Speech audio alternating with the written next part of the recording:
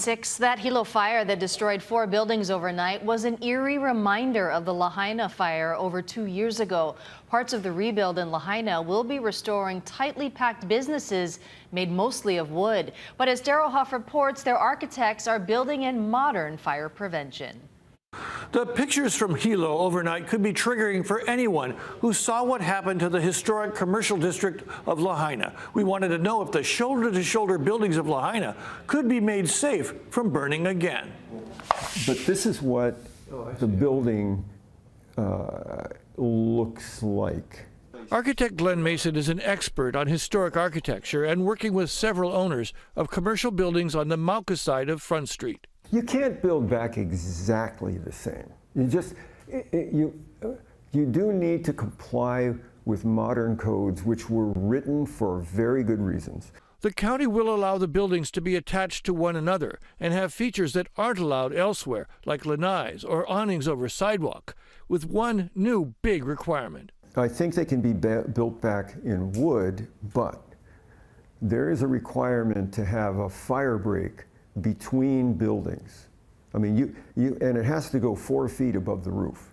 The fire break that is in Mason's plans for the gallery building at 714 Front Street will have to be what is called a 4-hour rated wall, with materials and construction capable of keeping fire from spreading for 4 hours. So you might have a facade that is wood, and the basic structure is wood, but the common walls with other properties will need to be 4-hour construction and go 4 feet above the roof. The Lahaina fire found plenty of stuff to burn, even inside of concrete buildings, the fire often entering through window openings after burning or melting the frames, so those elements will have to be fire resistant, metal or modern composites that mimic wood and could even replicate a classic landmark like the old Pioneer Inn.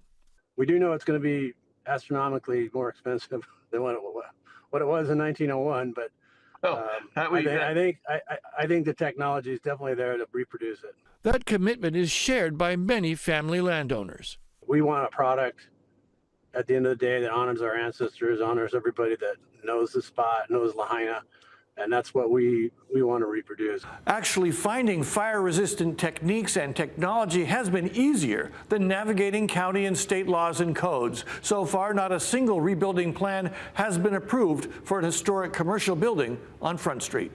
Daryl Huff, Hawaii News Now.